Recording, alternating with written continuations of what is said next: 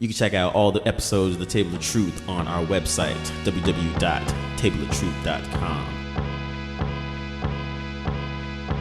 You're listening to The Basements.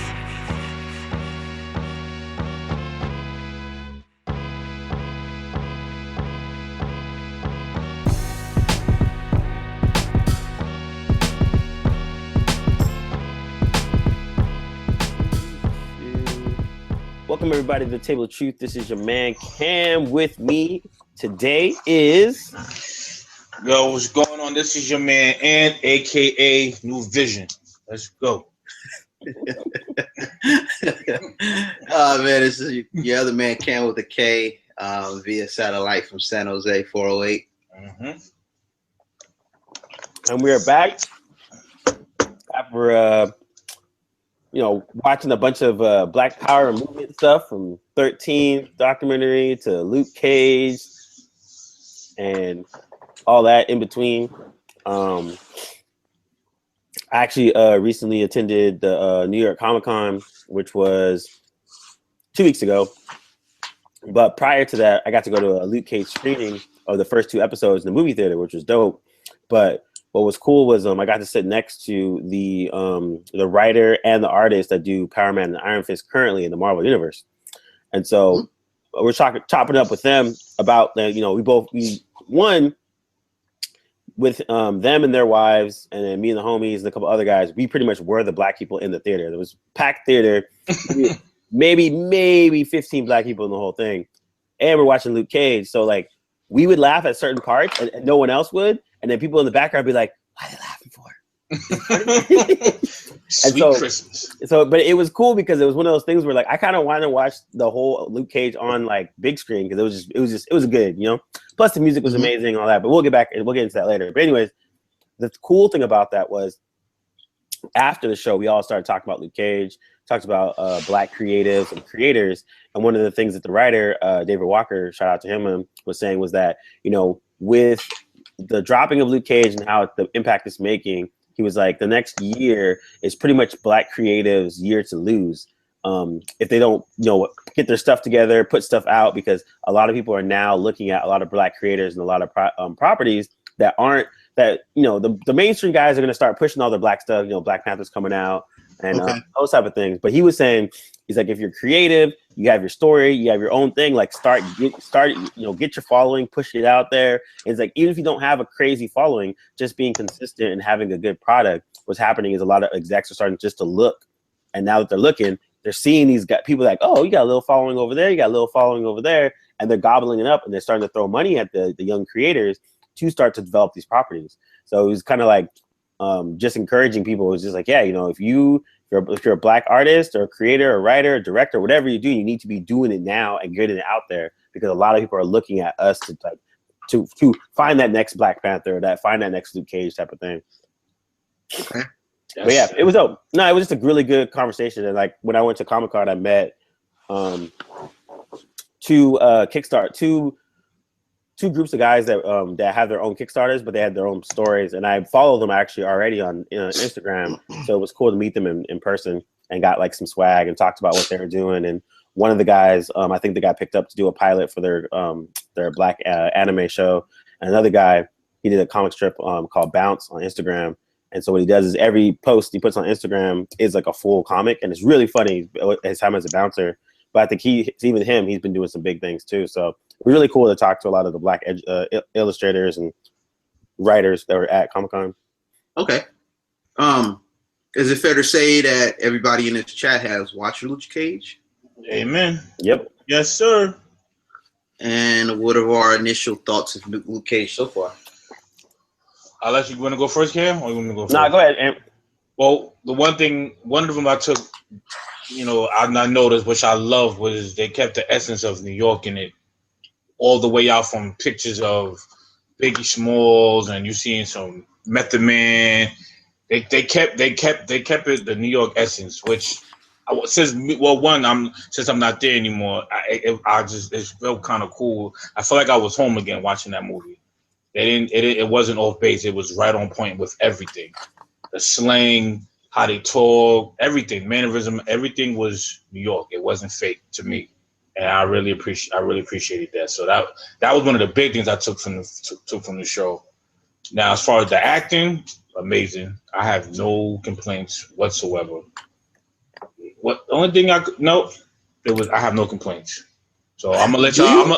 I have no. Wait, I'm do you not, have a complaint, or do you not have a complaint? No, I don't have any complaints. I wish Cottonmouth would have lasted a little bit longer, only because he was funny to me. Cottonmouth, that laugh he had was hilarious. So I kind of wish they'd have kept him on all the way to the end of the season.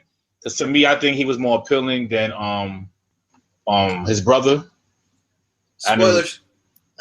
Yeah, spoiler alert. Yeah, spoiler alert. It's been out for 2 weeks. Yeah, I honestly wish Cottonmouth was in it longer.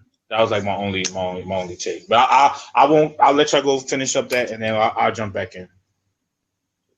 Cam, since you work at Marvel, how's your take and reception or reaction being a part of the system now? Live from the belly of the beast. Yeah. Actually, you know what? I watched over the weekend and went to work, and we were talking to people, and like, you know, we're all fanboys and stuff. So I think on one end, the fanboys are automatically going in with the negatives, the parts that they didn't like. They kind of looked at me, they're like, "Okay, what'd you think?" And I had to try to like kind of calm them down. I'm like, "All right, first, as a black person, shit was awesome." I was like, now as a fanboy, I could poke holes and like this and that, but as a black person, this shit was bananas, dude. Like it was extra black, like just extra, like dripping, and positive. And honestly, they did it. I can tell that the creators did that on purpose, twofold. One, knowing that they might not get another shot, so they're trying to just swing for the fences.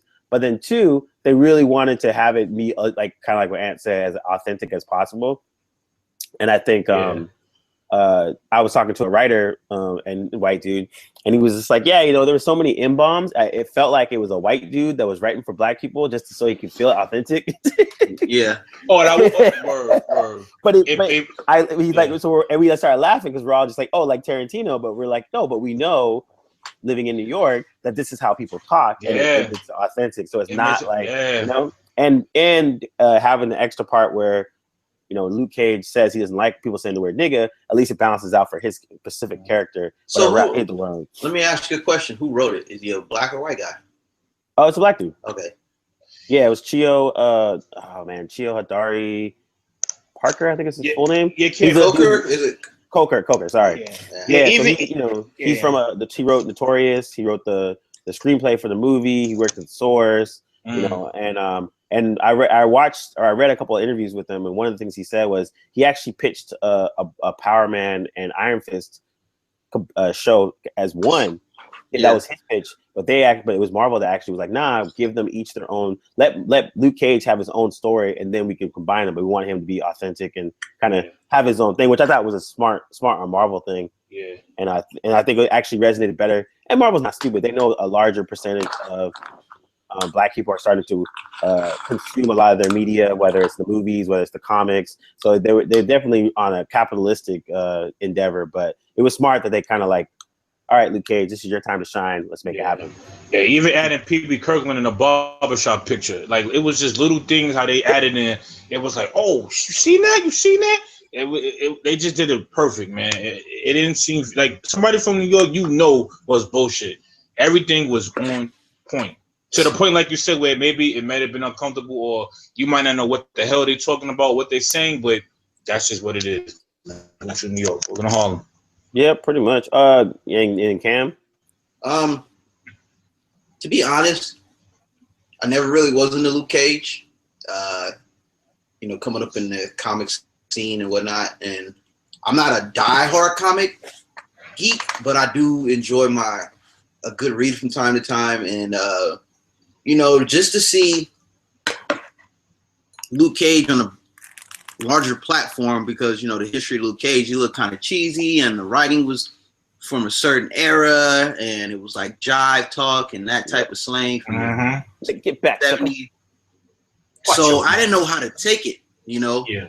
And previous appearances, he had been in Jessica Jones as a minor character, and I didn't really think too much of it until I started seeing the buzz behind it. I saw the trailer.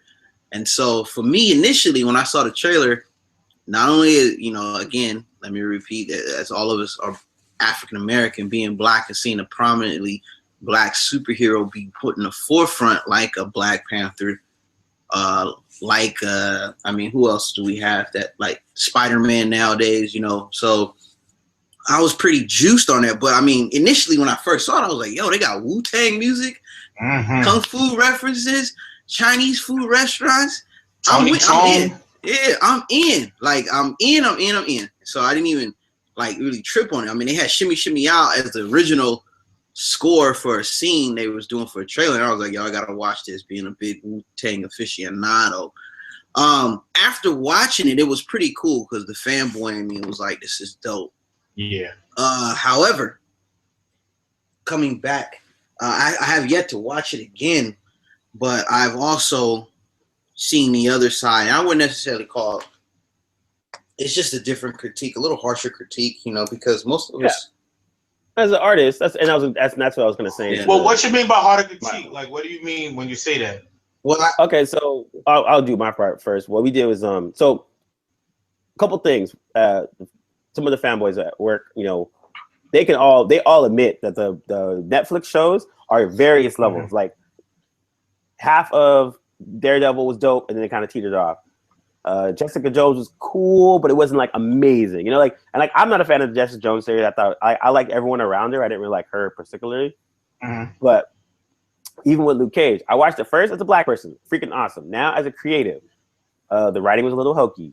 But it was on purpose because, you know, it's a comic book, but it still had like almost a Shaft element. And sometimes it works, sometimes it didn't. What I liked about it was when he was too corny, another character would call him out, being, man, that was corny. But wasn't that on purpose though?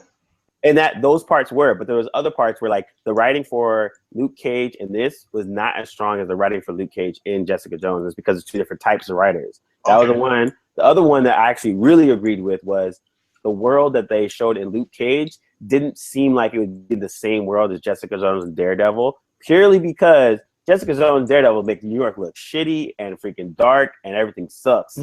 And Luke Cage had this like glimmer of hope and a little bit more of a gloss to it. But they had to make it Harlem though. No, and then that's when my third point was because they made a Disney-fied version of Harlem. They made the Harlem that black people wish or want to be real, exactly. As opposed to what it really is now. Because daytime Harlem was mad white people, nighttime it looks like that. But so I think those are the little critiques where, like, you know, you can start to poke holes in some of the writing. Some things started kind of felt a little like, I thought all the villains were awesome, like top to bottom. It was so much fun. So they went a little bit Meteor Man at the end. That was weird, but I mean, it still was cool. It still worked. So I think Luke Cage worked, and I enjoyed it. I enjoyed this watching experience better than trying to slug through like Daredevil, like the first half up until Punisher. Awesome. Yeah. Right when Elektra came, but you know, so artistically you could go in and poke a lot of holes into it, but I think as a whole, I think it works a lot better than a lot of the other series. Yeah, I can concur with that, and I'm gonna piggyback on it, not to cut you off, Ant.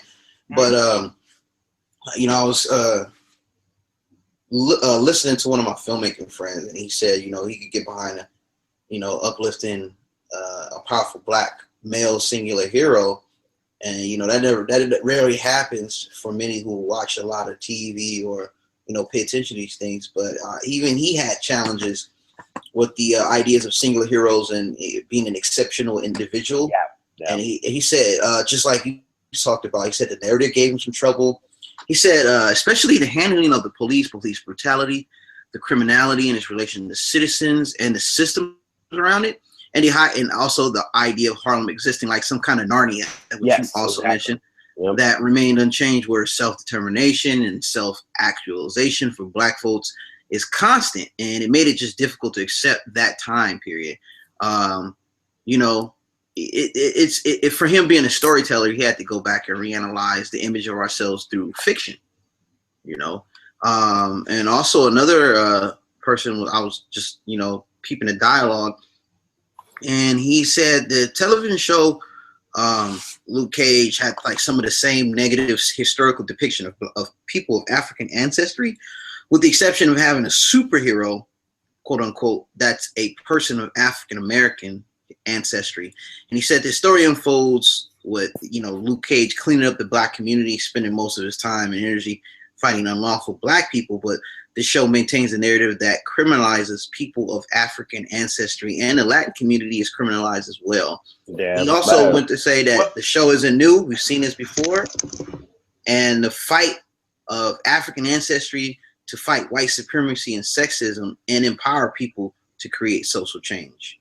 Well, I could counter that by saying what I'm about to say is going to tie into our next topic we're going to talk about. At least when they show Luke Cage in prison, I guess it showed that not all men are lunatics and crazy. So I guess maybe they had to make it on a political standpoint that, you know, you see black people coming from prison or how they look and how they talk, and you would assume that they're a savage. And at the end of the day, this guy ended up being a good guy and a hero. So I could look at it that way too. That stop judging us and just see us for who we are. Because right off top, Luke Cage does look menacing, hoodie or not. That motherfucker look like a crazy black dude who's ready to knock you the hell out. But deep down inside, he's like a goddamn militant Care Bear. So I look at it on both sides. Like, it's good that they showed, you know, we're all not crazy. So I look at it that way too. So yeah, I thought it was good that they I like the conversations they had about like the kung fu stuff, and I like how they talked about the Knicks and how they had and James Baldwin and freaking Donald Goines. I was like, you have a whole bunch of black kids going on Google, Donald Goines. Who's that? Who's this? Yeah. That part was dope. I think the another guy was saying, you know, besides the actual named characters who are a lot more fleshed out and had a little bit of depth to them, anyone that wasn't a named character was basically there for the plot. So like, you know, Thug number 1, Thug 5, the Big Thug, the funny, you know, and it was funny because like, I was like, you know, that's actually a good point. You didn't really get too much depth into any of the non-essential characters as opposed to just being the Latino thug or the basketball player. And so that was kind of, again, reinforcing the same type of tropes that we've seen in other shows where like, you know, the black people are the thugs, or I play basketball, now I'm trying to do some dirt. Like, you know, like those same typical type of things. That's why I think it's hard to make a black superhero, because we're going to get judged no matter what. Even if it's fake, we're going to get compared to real life. It's just what it is, I think, with a black character. Unless you're Black Panther, but we shall see when his movie comes out how we break that down. Well, I mean, Black Panther is funny because they have to make a whole fictional country to make. And you know that's going to get scrutinized from left and right as well. So, yeah, I mean, you know, to be fair, I think there are some obvious plot holes and narratives that need to be told. But I think on the other side of the spectrum, I think this commentary coming from the African American community needs to let the story flesh out. It's not just one story done in one season. Yeah. Also, I also believe that I think one of our friends had mentioned it, that, you know, why fight the problems of outside of the black community when we got our own inner problems and we got our own hero? It's like, you know, the saying is like, why are you going to solve someone else's problem when you got problems of your own? So in order to feel like this is a good narrative, it's like, why not have a hero that polices our inner struggle, our inner city? Because we always, you know, we can relate that narrative to the cops and how the cops don't know anybody in their own neighborhood because they're outsiders. But Luke Cage is, quote unquote, the cop that's policing the neighborhood and making things right, and he knows everybody. But at the same time, you can't be critical of that because the story hasn't really fleshed itself out. We just begun to understand Luke Cage, his world, his background, you know, and all the little nuances that come with being Luke Cage within that spectrum. So I can see both sides of it. I just think as black folks, I know we want a dope superhero who can fit that narrative that hits all the plot points and all the social innuendos within it that also relates to our society. But I also got to remember, it's a comic. Yep. You know? And it's served for entertainment. It's entertainment. And if it does extra, that's a cherry on top. But, you know, the comic, you know, no one really cared about Luke Cage until the show. So to have that critique about it is unfair in a sense.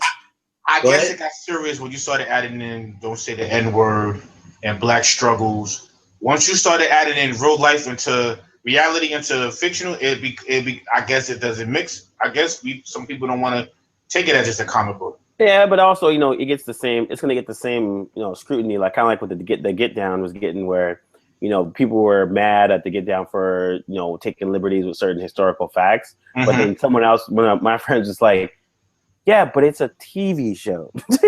He's like, you expect. He's like, and one guy, because he did a full on analysis of like, dates and why this is wrong and this and da da da da. And then someone else is coming back and like, yeah, but. Not to say you're completely right, but you're expecting a TV show to encompass the full totality of this type of thing, as opposed to being like, oh, you did this part of this history. All right, cool. Some parts are cool, some parts are not. All right, let's keep it moving. Now let's see what else someone got, because now that the ball is rolling. Now you'll see more and more and more, as opposed to just having that one, Because you know what it is, Cam? I guess when you talk about black people in their lives, it's very sensitive. So if you're going to talk about it, you cannot fabricate it. It has to be on point. Unfortunately, I think that's just how people are going to view it all the time. And I think that's the part that, did you guys watch Insecure with Issa Rae? No, I haven't seen Yes, I saw the first episode. Yeah, I saw the first episode, and I saw like commentary on it later, but one of the things in one of her interviews, she's like, yeah, like I just want to make a show where we can show different types of a black woman. He was like, sometimes black women are boring and they don't do shit, and they're not strong or freaking take care of there are other types of black people. And so that she was saying for her show, that was her whole point. Like her show, I wanted to show the other types of black people, and a lot of times most black people don't want that to be shown because we're already portrayed negatively, and then. If we're gonna be shown, let's show us in the positive light, as opposed to showing different types of black people. All of it. I think for Luke Cage, that's the kind of thing they're saying. They're like, they finally got a superhero, and now all he's doing is beating up on black people. Like, what do you want him to do? Go on and slit a bunch of white people's throats, like in freaking Mafia? I guess you got to be Blade to be a vampire. Then that lose everything once you're a vampire. Exactly. Or like Assassin's Creed Black Flag, where they had the where you could go back to Haiti and basically just kill white people all day. Mm-hmm. All I know is this, Cam. Since you work at Marvel, you have the end with Rosario Dawson. So all I'm gonna say is, if there's any opportunity to get me a one-on-one with Miss Claire Danes or whatever her name is in the storyline, she is. She's Coulson of the Netflix community. Yeah, like she gonna be in every single episode and all the shows. Well, but she gonna be in Iron Fist too. So she's in Daredevil. She's gonna be in pretty much every Marvel on Netflix. She's in Daredevil. She's in Jessica Jones. She's in Luke Cage. She's gonna be in Iron Fist. Hey, so she's basically, you guys watched it, or you remember League of Extraordinary Gentlemen? She's basically Dracula's wife. She connects all of them together. All the dots. Pretty much. All I know is I want to give a huge shout out to the women of Luke Cage. And making the term coffee means so much more nowadays. Yo, I'm not gonna front. I thought the cop mother was her boss. They look just alike. Oh, I know, right? They look just alike. I said, yo, is that her mother? I was like, yo. Yeah, they always bad in that. Yeah. But overall, I love it. Good casting. Good casting. Yeah. Overall, it's more positive than negative. I can't really hate on it. I mean, I may watch it again with a filmmaker's eye and be a little bit more critical, but as a fanboy watching the series, I thought it was cool, man. I enjoyed it. And for someone that didn't know too much about Luke Cage outside of him just being bulletproof and badass and having his shaft-like mentality, it was decent, and I'm glad it allowed some brothers to make something cool and Netflix take that ownership and put the cool stuff out. So more power to them. Exactly. And I think that's the best thing. Most people should look at it more as like, if this doing well will help other people that have their ideas and all that to get greenlit. Like, oh, black people can make stuff for themselves and about themselves, and it does well. So I think that's the best part, where it's like, it's good. You need to have the over accolades where everyone's like, oh man, this is amazing. But then you also need the critiques of like, yeah, but there's a little writing issues. There's a little bit of this. Just so that, again, when they make their next season, they freaking can be better, you know? Well, we shall see when the awards come how far we really have come. Yeah. I mean, and to be honest, I mean, on an awards level, you know, Atlanta is the one that's like hitting out the park in terms of like what people are like the typical award show. They Yeah. like, oh, you know, and then now music wise, freaking Luke Cage is bananas, dude. Mhm. I don't know what the hell would even come close to that. Oh, that soundtrack is amazing. I have to get that. It's amazing. And even the score too. Shit was like moving the whole time. Yeah. Yeah, I just But- copped the Adrian Young vinyl collection of Luke Cage. Just off that alone, that's A+ right there. So Yeah. Yeah. So But for me, I look at it more as say even with the Get Down too.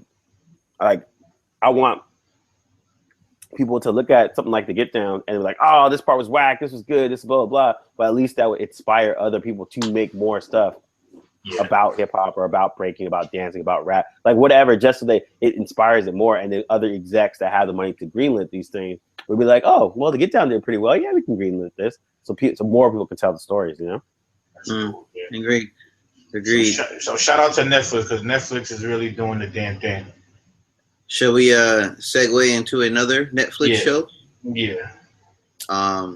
13th. Anybody? I'm sure everyone of us caught that recently, right? That's been trending on social media posts. Very, very powerful. You know what? I just want to say F you to all the people that gave 13th anything less than 4 stars on Netflix. Yes, why is it 3 I looked stars at it. on Netflix? I was like, yo, it's 3.5. What the hell? That's what I said. A lot of Trump supporters on Netflix, man. No hate, but No. I was like, yo, how you to give this? Crazy. You know what? That comes down to maybe a couple people voting, either hating, exploiting the truth, Yep, or not enough of us who really care about the documentary or actually voting. So yeah, that's sad, man. I did. That's the first thing I did. I was like, boop. That was very sad. Yeah, when I saw, I said 3 stars. How in the world did this get 3 stars? Like, it's impossible. exactly. But hey, that was a powerful documentary. Had me in tears, man. I came out of there more afraid and more frustrated than anything else. I was just so mad. I was just for everyone else who hasn't seen it, so 13th is a documentary by Ava DuVernay about the 13th Amendment. But deeper than that, it's about the industrial prison complex of America. Basically saying that America's been jailing Negroes for the last 60 years. Get that chicken. And we've been jailed based on the principles of business.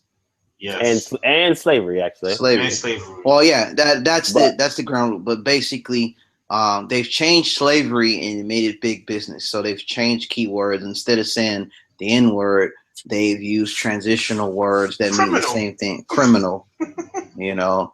And so it really the thing about the movie, I don't want to go into too much detail about what the movie's about, but basically it kind of confirmed what I already knew.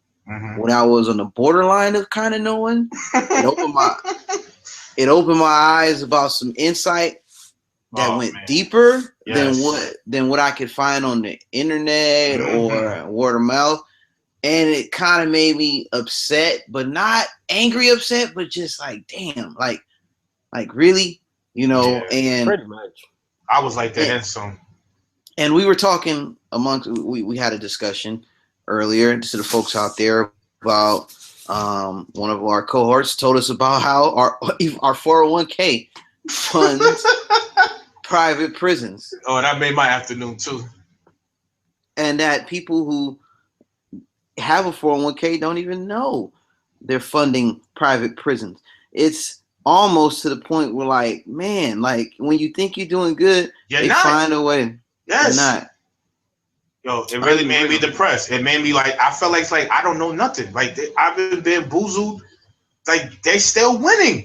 It's like even with all the Jim Crow laws have gone and we passed so many bills, and it's like they'll just find another way to get us. And this one, I think, is even more powerful because it's behind closed doors in the shadows. Every day it's happening, and there's nothing you can do about it. It really touched. It really hit me a lot. That was a deep documentary, man. Well, yeah, because you know the article I was reading on Vice, who's getting rich off the prison industrial complex, and the documentary segue a lot of the same companies, CCA, the Geo Group, and a lot of powerful players who are making money off this big business of jailing not only criminals but minorities that had an unfair circumstance that put them in jail. Because in the beginning, what was it? If you were a criminal, they took your rights away as a citizen, and you went to jail, and that put you back into slavery, even though slavery was abolished. Fast forward, but also I think what they did was they bet on. They already knew certain things were in place to capitalize on. Wait, say that again, Cam? Yeah, certain areas have high unemployment, but then low opportunities. All right, now let's just make these laws, and then more than likely, this set of groups of people will basically be getting we'll be getting all of them anyway. And that's what makes it more crazy, because we always talk about how there's always liquor stores in communities. The communities are run down, and it's almost like the oppression. Like, you push us to the point where people like, yo, I gotta eat, man. I'm gonna sell this, I'm gonna sell that, and it's like they're guaranteeing that these people will be in jail. It's like a numbers game, and that's what. And they're waiting with their hands out, and it's like it's you can't beat this, because you tell somebody right now on the street, yo, don't sell this or don't do that, they're gonna be like, yo, how am I gonna eat? Not saying that's an excuse. It's just the way how the system is. And they're betting and they're betting on it. So that's why they get, and they're betting on it and waiting for it. And they're winning. They're kind of like, well, we know this is going to happen, so let's set some systems in place so when it does, we get to capitalize on it. They're playing a chess game on people's lives. And when I heard almost 42% of blacks are in prison, that was mind-boggling. Like, like 1 in 4. Yeah, it's half almost. We're like 2 million. That's an army in jail, pretty much. Like, but the military. One of the realer issues, if that's a word, realer, but one of the issues that kind of stood out to me is, like I said, I was mentioning like how America, under the mask of the 13th Amendment, have constantly revised and reformed the way they can keep a person within this indentured slave system. But before I mentioned, when you were a slave and when slavery was abolished, if you became a criminal, you became a slave again, and your rights were taken. Fast forward, how 13th talks about how people are jailed from the 1970s. It was about 200,000 prisoners, but it kind of started the new way to keep the people, the new Jim Crow. That's right. Was like when Richard Nixon's war on drugs, and then you fast forward that to Clinton's 3 strikes and you're out, which as of recently, Clinton had also come to the conclusion that he made a mistake. He made a mistake, yep. Because basically when you look back at all those ways that they were trying to have a war on crime and do this, they were pretty much criminalizing minorities to keep the business going, because people were making money off this by allowing a system to violate the human rights of a lot of African American individuals. Yes, the 3 strikes you're out rules. It was like we said, they know people was going to commit 3 strikes with just little minor incidences. Yep. And those little minor incidents, you're getting 20 years. So it's like you make one mistake, you're done. Yeah, pretty much. And they bank on it. I think they're banking on it. That's the part I don't think people realize, especially when it comes to the privatization of like prisons and stuff like that. And even like Scott was saying with the 401ks, like I knew that from before that.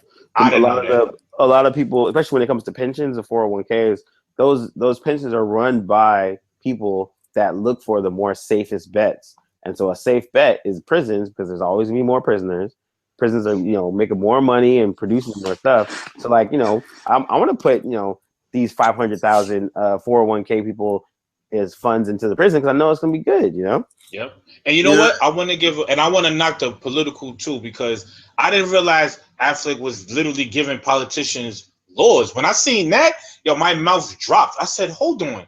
They controlling the government. Like this is bigger than what I actually thought it was. Like they're controlling everything, and getting funded by things that we buy every day, use every day. It's just, man. Watch this, people. I need to watch this, man. I mean, like, one of the best quotes in the whole thing was like when the main dude from Alec was like, "Yeah, we want people to not vote because then we could do what we want." Yeah, we could do what we want. And this is the part that a lot of people really don't understand is it's not about necessarily, voting or not voting, but it's more about understanding what is actually going on. Yes. So the bad part about this whole election with Hillary and Trump's fucking horrible dude. We all know this, blah, blah, blah, blah. But by looking at all the hoopla that Trump's been doing, you're not looking critically at the person that's going to be the next president, which is Hillary. That's right. And the bigger picture, like your local politics, that kind of stuff. Like, I like that they had Charlie Rangel on there, and other people were calling him out for the same shit that he was the one because he was with Clinton on some jail them all, super predator, and now he's like, oh man, we made a mistake. Horrible. Yeah, that's so bad. We should not have done that. That sucks. And so Go ahead. Now you can talk, Cam. I'm sorry. No, I was just saying, watching the movie 13th, they had a chilling scene when the movie comes on and Trump, with one of the Trump rallies, and you see a lot of angry whites getting violent with black protesters, and it's juxtaposed against clips of civil rights protesters, and then you hear the voiceover. In the old days, Donald Trump is heard. Yes. Yeah, Donald Trump is heard saying approvingly, protesters will be carried out on stretchers. The good old days. Yes, the good old days. And so it's crazy. And like I said, man, it's eye-opening. Like I just got put onto the whole 401k myself. And I used to invest in Fidelity. And I'm like, really? I've been funding private jails? I mean, do they supposed to tell you? Isn't this something you're supposed to tell the person? You would think. I don't know. Yeah. Which is crazy. I ended off with this. They say most of the employees that are probably unaware that their pensions are tied to prisons, and it's hard to say that these are quote unquote bad investments from a purely capitalistic perspective. But since these prisons are making money hand over fist, the private prison industry is entrenched in our society, and the only way to make sure that we're not individually and collectively profiting off of it is to close these things. Yeah, true. Yeah, but they make way too much money. And my biggest take is how they make it so much money, but yet there's so many ghettos. There's so many schools that can't afford books, and it's almost like they could give a damn about that. I don't want to hear no more. We don't have money. We can't afford this. When you're making what was it, $20 million a month or something on prisons, it's insane, and it really sits in my stomach. There's no excuses no more. I don't want to hear it. There's no money in helping urban decay. Why would we do all that for? Yeah, exactly. No, there's money in keeping the urban decayed. That's my man. Yeah, exactly. Yeah, there you go. Yep. Yeah. That's why I guess that's why it's like that. They needed to be like that to have people stressed out and go crazy and come right to us, get locked up, and let's get a Ferrari off your behalf. That's just ridiculous, man. Yeah, pretty much, man. But also, it goes back to the fact again, it's been repeatedly said. It's like you have to understand the system before you can do anything to change it. And a lot of people are like, "Well, I only got time for politics. I gotta put food on the table. I got this work. I got my second job."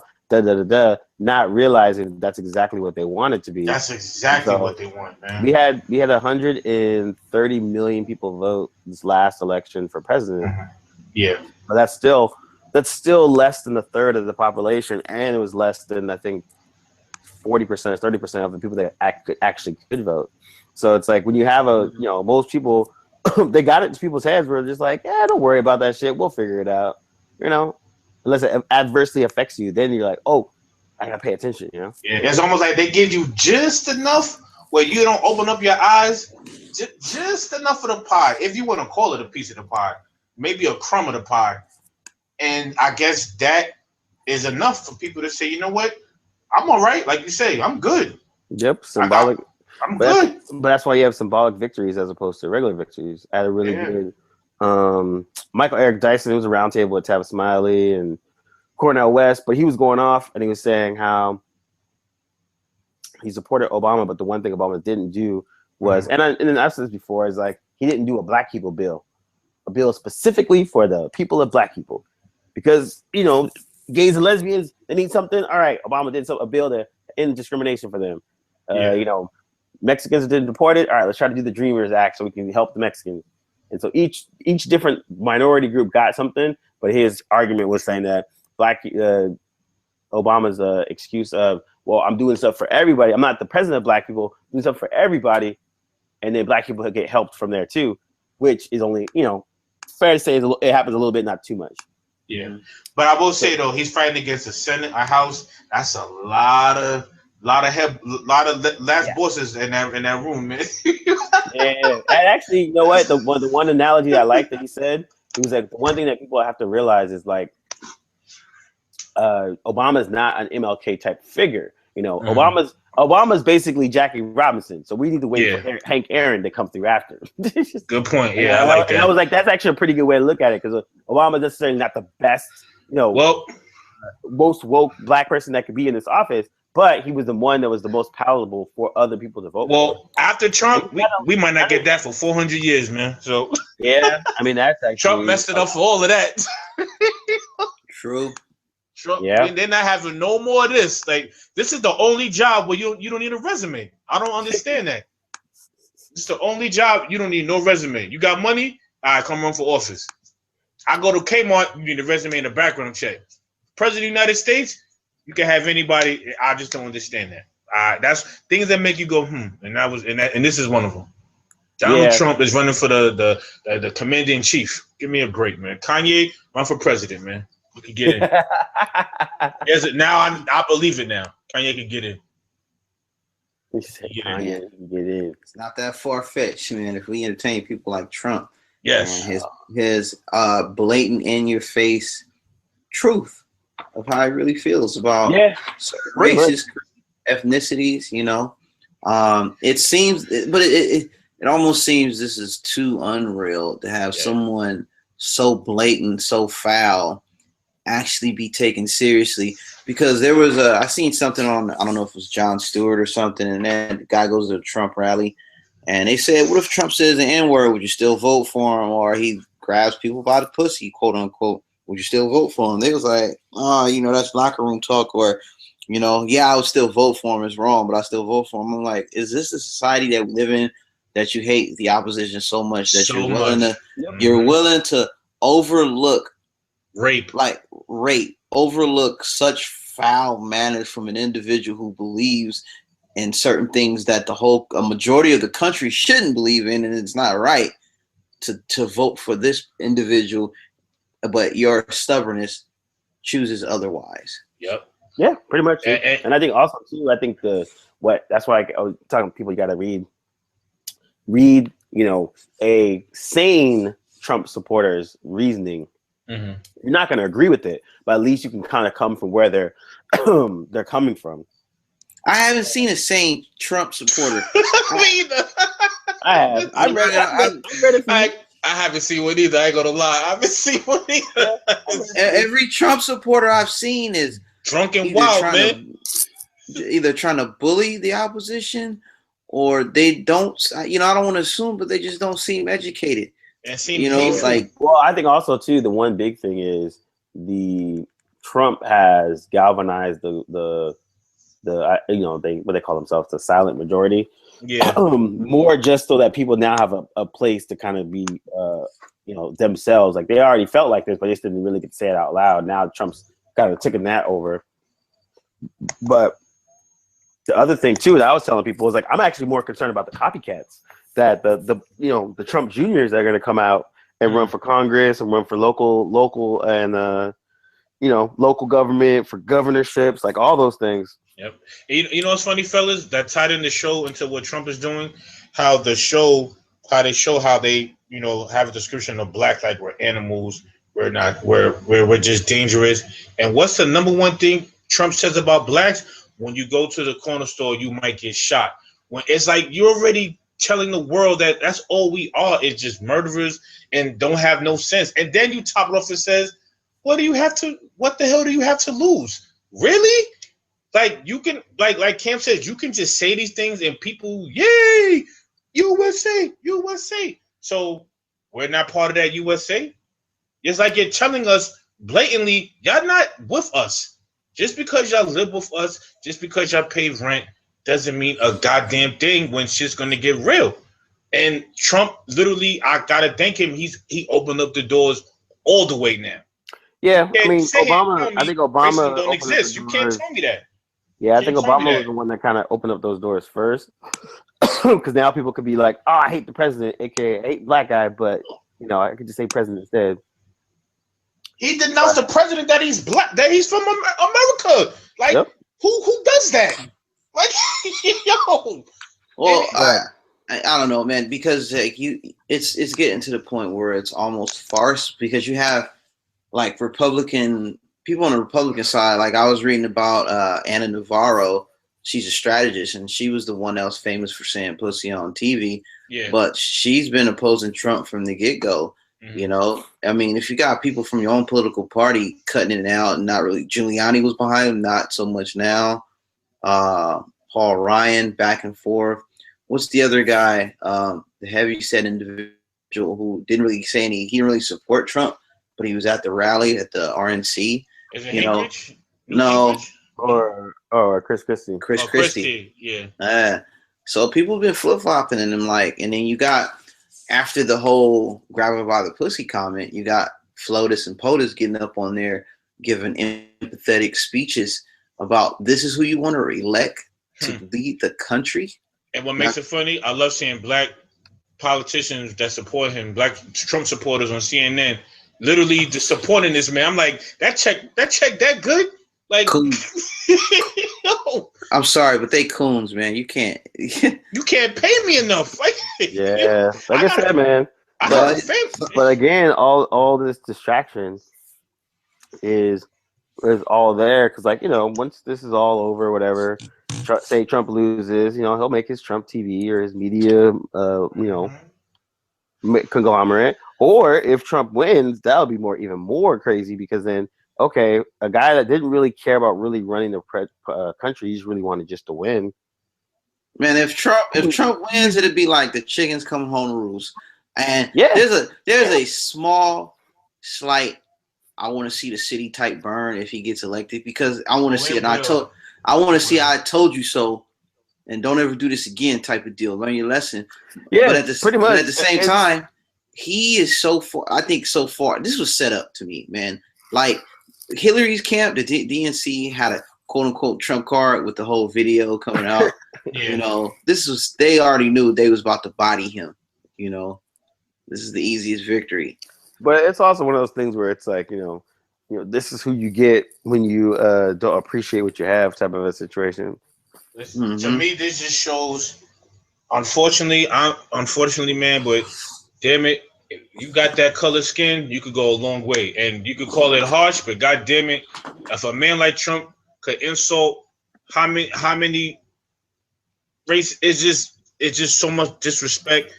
And how can a man be the commander-in-chief of the free world? I don't understand that whatsoever. You can't sit here and tell me, well, he's a good businessman. Motherfucker, what does that got to do with being the president of the United States of America?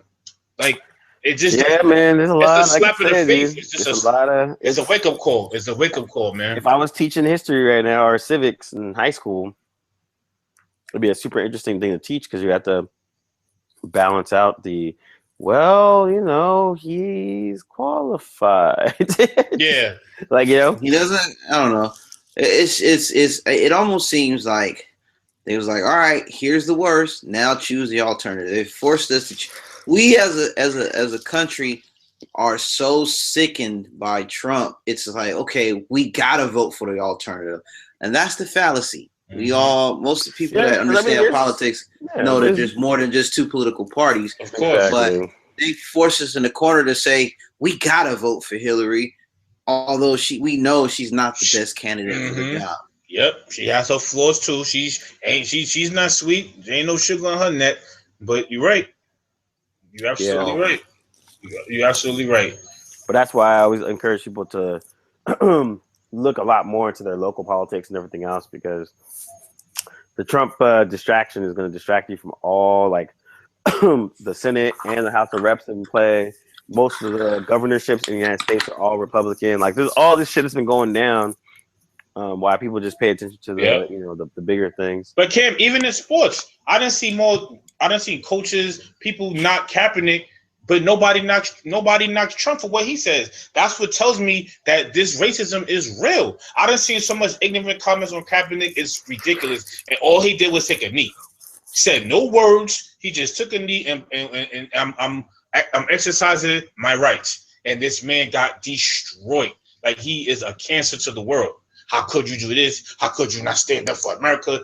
This man literally said, what the hell do you have to lose, black people? You go to the grocery store and you get shot. But nobody, I don't see the same people who not Kaepernick, not Kim. It's like, yo, it is such an eye-opener, man. Like, it's gotten to the point, like, I don't know who to trust anymore. I just don't anymore. Sorry to say, man. It's just crazy, man. I don't know what to think anymore. I really don't. And I would never. I'll say it on Table of Truth. My son and me will never pledge allegiance to this country. Never, ever, ever, ever. My son will never know that song. That forefather shit. He's gonna know who the first Knicks were in '95 before he knows who the forefathers was. He'll know who Patrick Ewing is before he knows who Abraham Lincoln is. And I promise you that people could criticize me. He will know who Ewing is before he'll know who Lincoln is. Quote me on that. I'm not going to sit here and teach lies and force. Nah, we're not doing that no more. We're not doing that no more. For me, that's just me, fellas.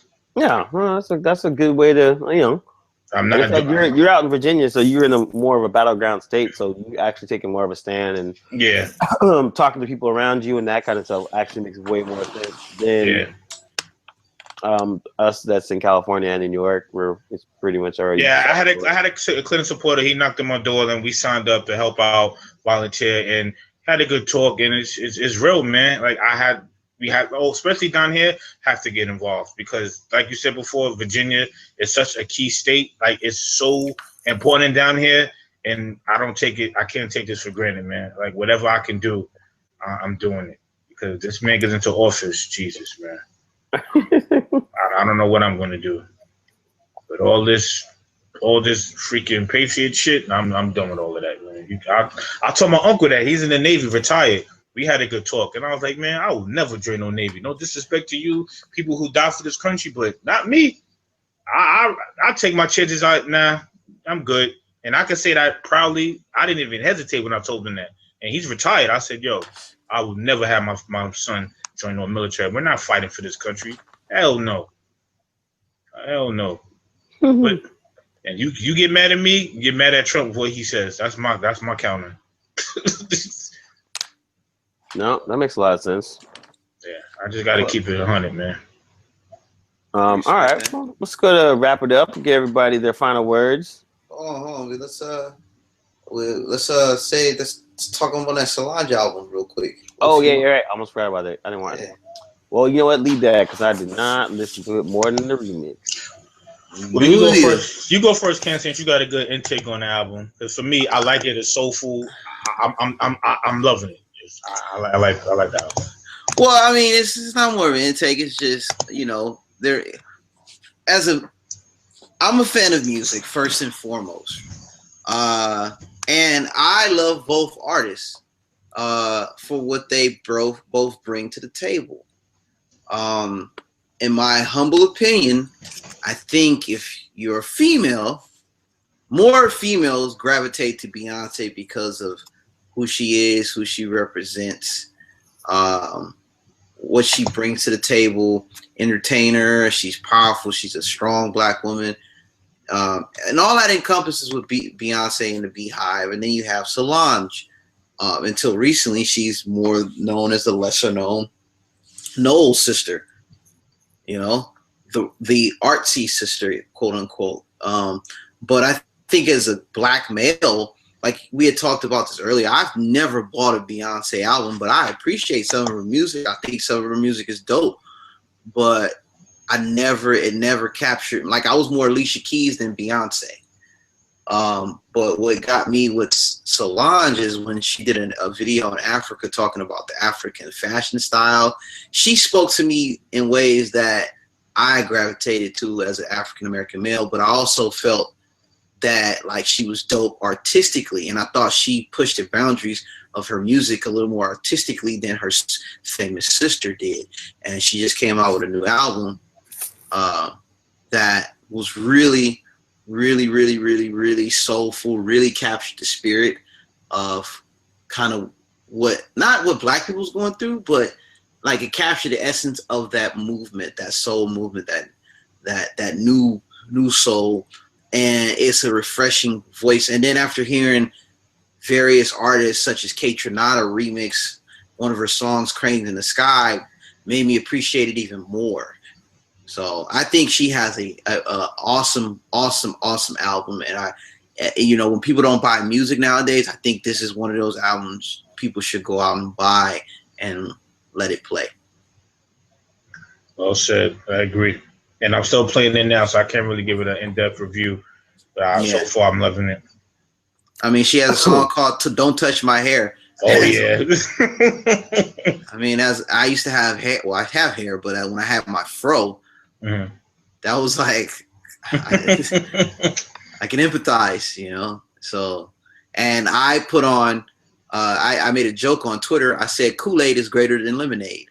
So that was my little jab towards. Yeah. But it wasn't really a dig. And, I had some of the members of the Bayhive come at me, but I stated my case, and they understood it. It was just they understood it. Okay. Yeah, it was tongue in cheek, because I respect Beyonce. I rocks with her. She has a formation. She does a lot of good things with her stuff musically, but to me, I was just, a little tongue in cheek.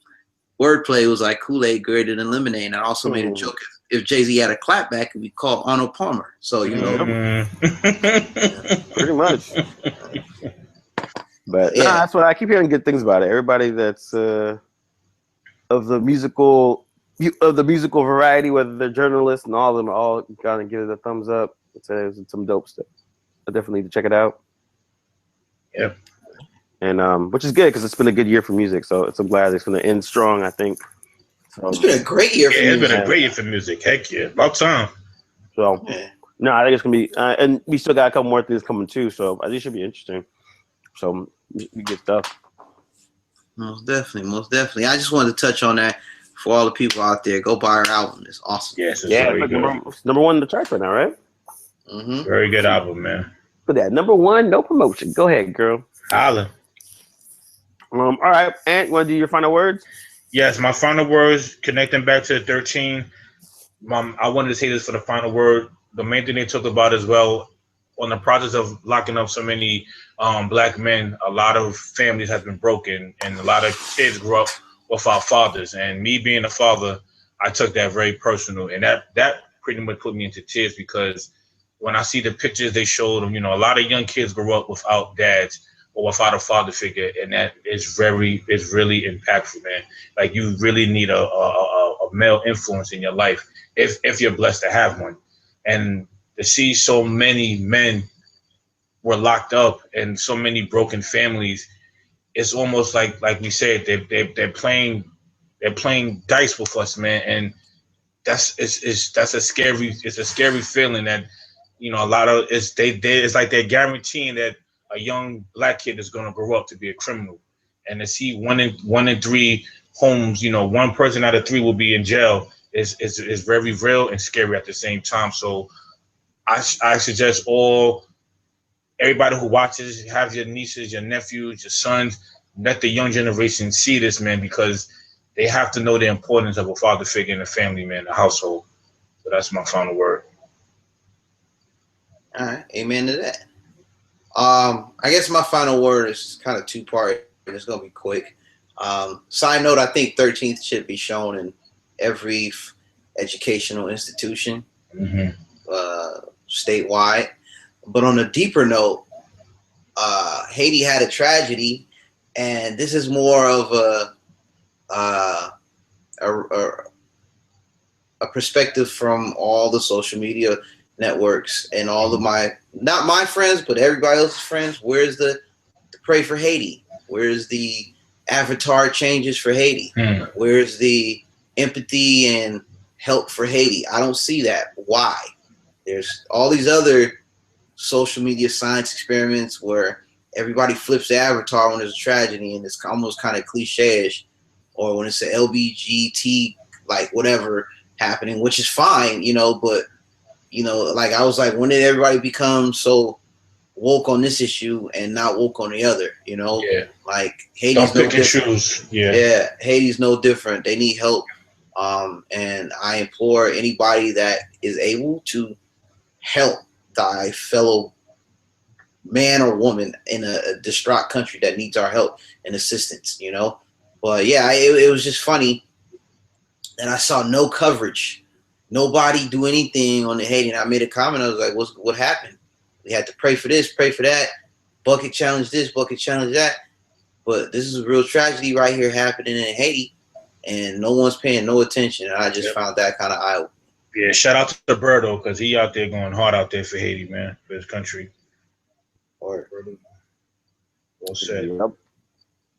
I was gonna say more. It's along the lines of that, where right now we're in a state of wokeness, quote unquote, as people like to call it these days. Personally, it's really annoying to me, just because like for someone that actually pays attention all the time to now see like the lightweight attention that people are trying to, like you said, pick and choose what they want to be woke about. And so, you know, they want to have an opinion about Birth of a Nation and Nate Parker, but they're not going to say anything about Haiti. Or they want to have an opinion about the dumb shit that Trump said, but they're not even listening about what's happening in Aleppo and Syria and all the shit that's going on over there. So it's like, it's cool that people are like finally at least paying attention on a better situation, but it's one of those things where they kind of need to pay attention to all things so they have a better understanding of just the world in general. And then, plus, it'll help them be a little bit more informed of what's actually going on, so that you don't don't get outraged at the latest Trumpism that he does, but then you also get find out or understand that America just sanctioned bombings in Yemen right now, and so like there's a bunch of stuff going on in Eastern Europe that's like real.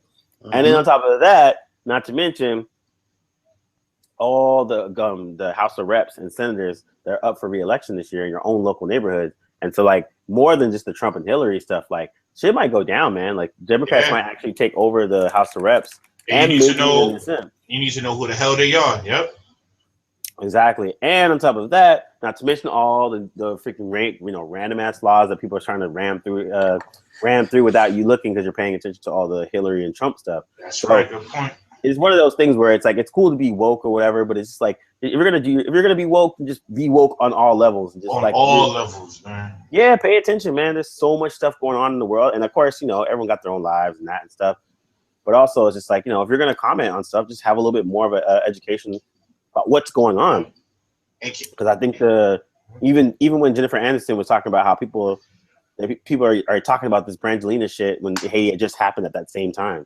And she was like, what the fuck are you guys asking me about an ex from 10 years ago when there's other shit going on? It's way more important. Hey, when she said that, I said, just fix her plate to the cookout. She just Yo, it's almost like more people will talk about Kardashian getting robbed, ransom, then they'll talk about something that's in real life, and that's a good point. So it's like, I don't want to hear you don't have time, because everybody has 5 minutes. All it takes is Google what's going on in the world. Just type that. That's it. That's all it really comes down to. So I mean, it's cool to be woke, but just like make sure you actually just really actually pay attention, because there's more to life than just the stuff that's happening just to Black people. There's a lot of shit going on to us, but there's also other things going on in the world that are going to affect us on a larger scale.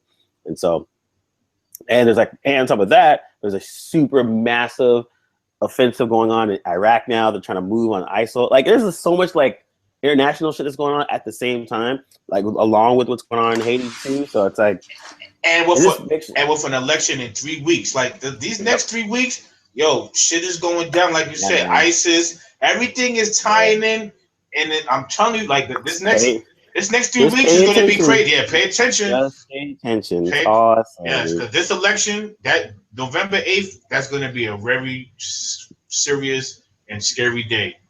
Yep. Just pay attention. That's Shit, all. That's all. All I want to tell people is just pay attention. It's not too hard. So, but all right, you know what, everybody, thanks for listening to us. As always, you ranting about randomness. We're trying to get back to our regular schedule. We'll get there. We're not going to promise nothing because we don't want to lie. So we're going to make sure. We're going to do baby steps. We'll get there, though. We'll get there. But when we get there, you're going to enjoy every show, man. We keep it in 100, man, like we normally do. And I want to say, you know, Rosario, when I see you, just remember you favorite my tweet, baby girl. I love you. Oh yeah. And I'm sorry, y'all, that we ain't come out with more funny stuff. But the way the world is right now, sometimes unfortunately, we just gotta stay political but serious because these things right now, I think a lot of people need to hear. But we'll get back to the entertainment part soon. True on that. All right, this is the Table of Truth, and we are out. Peace.